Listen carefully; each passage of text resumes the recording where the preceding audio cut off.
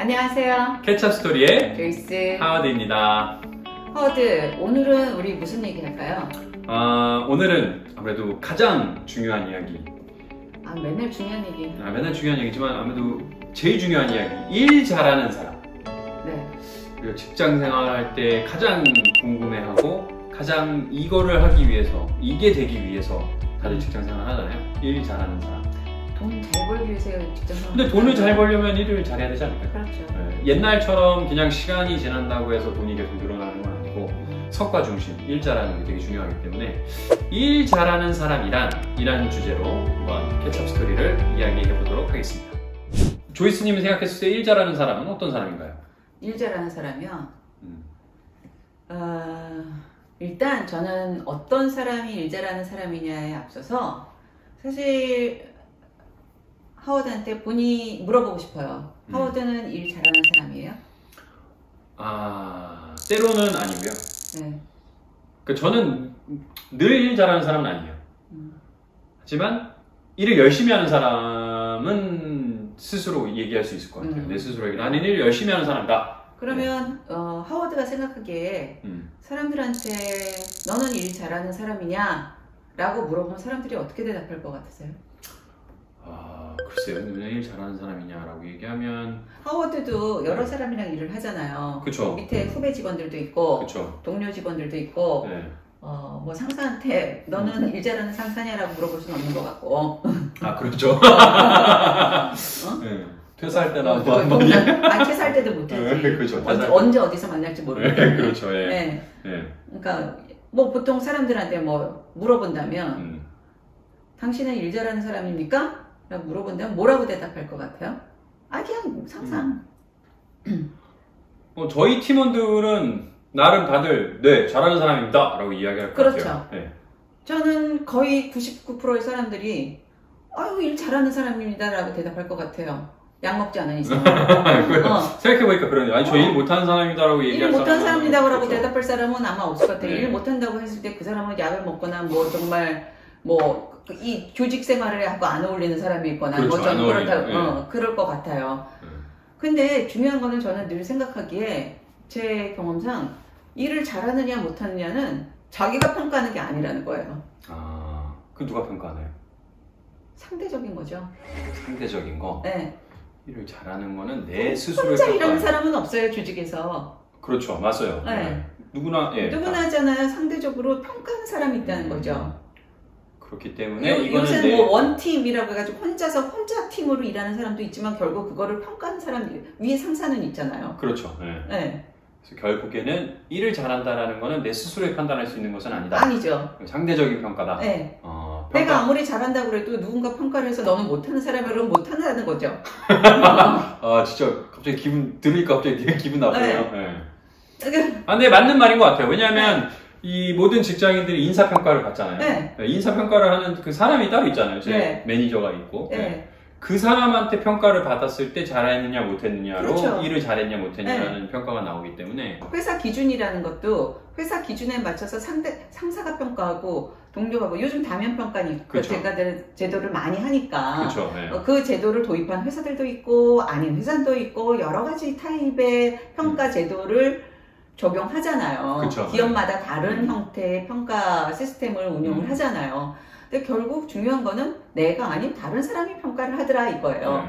그래서 다른 사람 입장에서 일 잘하느냐 못하느냐가 평가되는 거라는 거죠. 그 다른 사람은 또 여러 명이 될 수도 있겠네요. 그러니까 그럼요. 일단 가장 중요한 게 내 상사, 내 매니저. 네.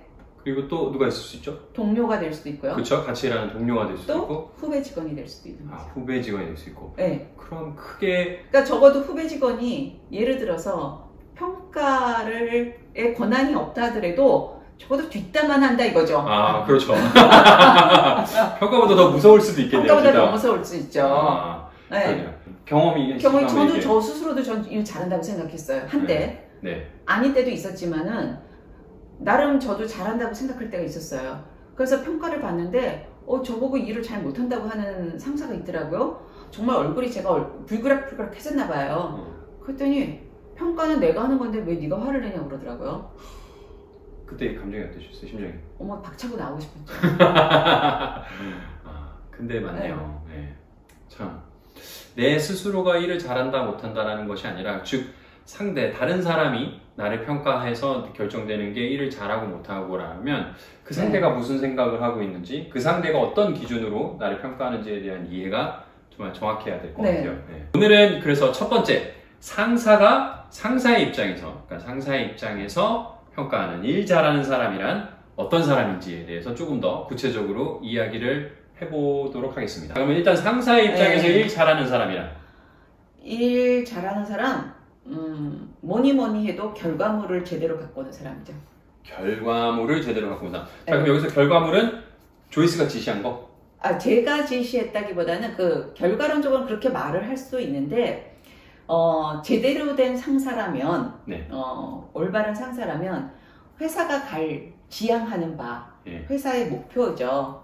회사의 전략을 상사가 잘 이해하고 있다면 회사의 전략 방향을 상사가 잘 지시를 했을 거고 디렉션을 줬을 거고 그 디렉션이 그 후배 직원 팀원들한테 녹아서 내려갔을 때고 그렇죠, 다운로드가 잘 됐을 거고 그거에 맞춰서 각자한테 업무가 주어지겠죠. 그렇죠, 그랬을 때 본인들의 역할이 있을 거 아니에요. 자, A는 어떤 역할을 해가지고 오고 B한테는 뭐 C는 뭐 D는 뭐 이렇게 있을 거 아니에요.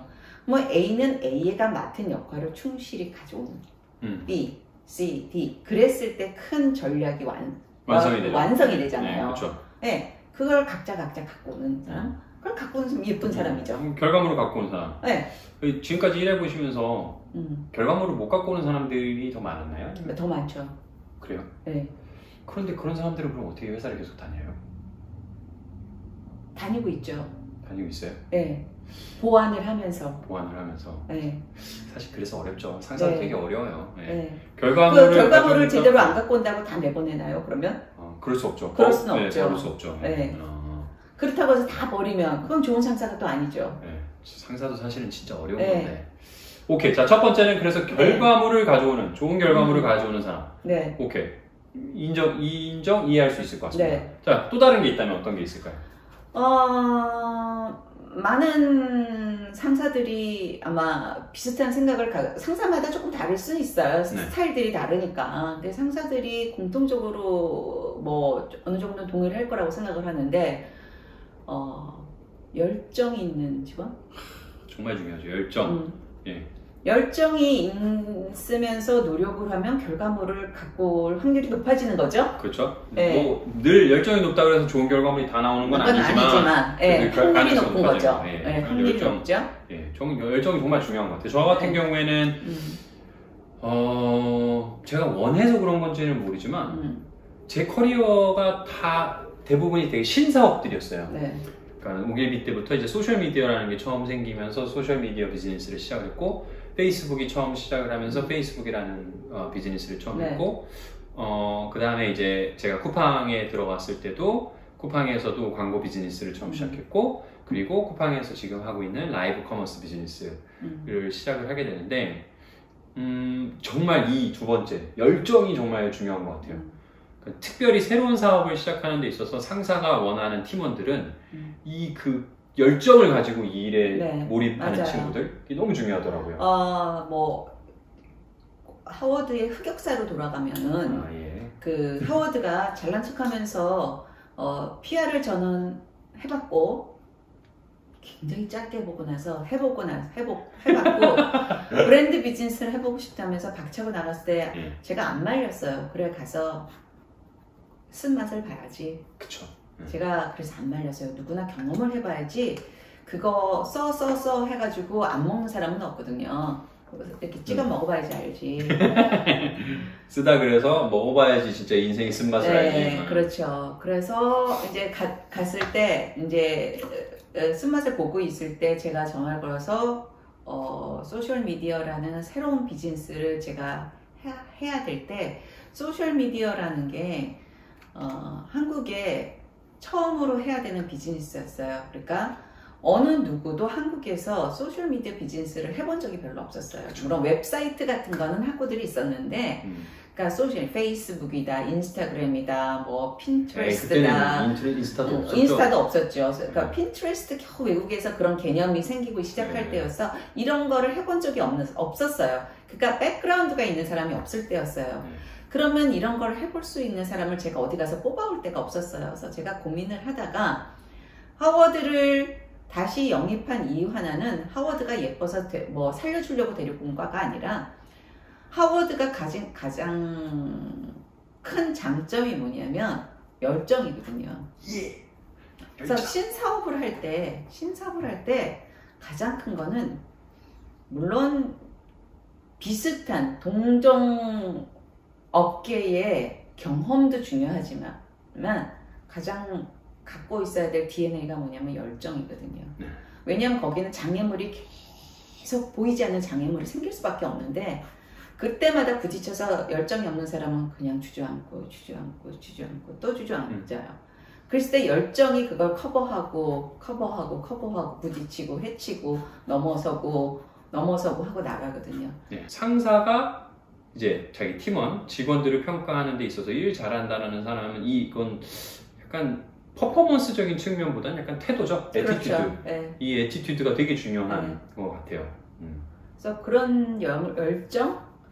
그런 직원이 일 잘하는 직원으로 또 큰 카테고리 안에 들어갈 수 있는 것 같아요. 그래요. 맞아요. 열정은 진짜 열정 없으면 진짜 일할 맛도 안 나고 사실. 같이 일해야 되는데 막 누군가는 되게 막 뭐 하는 둥 마는 둥 뭐 잘 돼도 되고 안 돼도 되고 별로 이런 게 없으면 정말 같이 일하기 너무 힘들더라고요. 맞아요.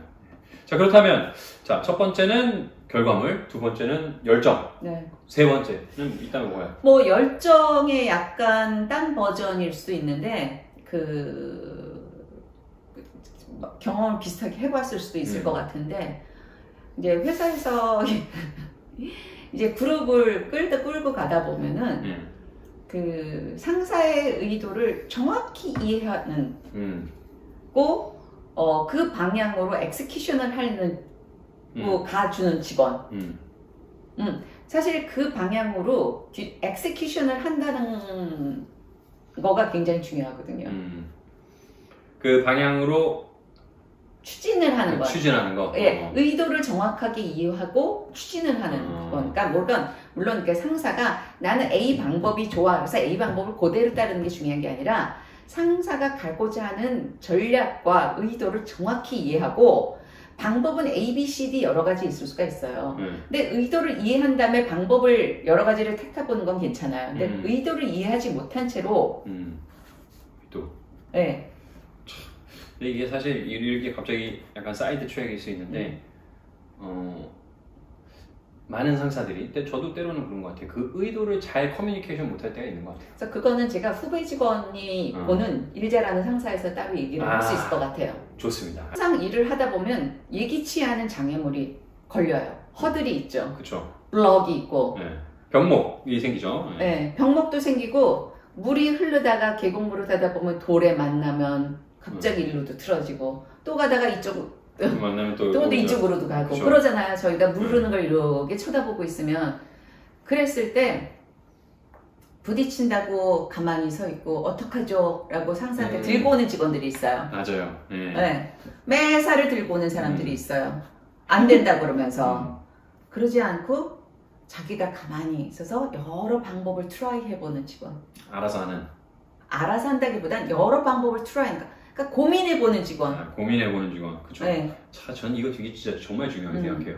맞아요. 저는 특히 이제 신사업 할 때 보면 정말 말씀하신 것처럼 예상하지 못한 사건들이 정말 많이 터지는데 그때마다 와서 이 어떡하죠 라고 물어보면 진짜 좀 뭔가 해보고 와서 이야기를 하지 약간 이런 생각이 들 때가 있어요. 그래서 그러니까 최소한의 생각을 해봤으면 좋겠어요. 그러니까 방법을 생각해서 엑스큐션을 해보는 것까지도 저는 기대하지 않을 때도 있어요. 근데 최소한의 고민을 해봤으면 좋겠다는 거죠. 그건 진짜 고민도 안 해본 사람, 저는 지금까지 감사한 것 같아요. 고민을 해봤던 것 같아요, 제 팀원들은. 그렇지만 뭐 고민만 하고 온 사람들이 있고 진짜 여러 가지를 시도해보는 사람들이 있거든요. 그러니까 시도를 해보는 거는 열정이 있기 때문에 시도를 해보는 거예요. 결국은. 그렇죠. 근데 열정이 없으면 시도를 안 해봐요. 네, 열정이 없으면 생각도 안 하죠. 열정이 없으면 생각도 안 해본다는 거죠. 그렇죠. 아, 열정이 정말 중요하네. 예, 열정. 네. 열정은 진짜 나중에 한번 물어볼게요. 열정을 그럼 키우려면 어떻게 해야 되는지. 나중에 한번 또 이야기하도록 하겠습니다. 맞아요. 저는 요거에 완전 공감해요.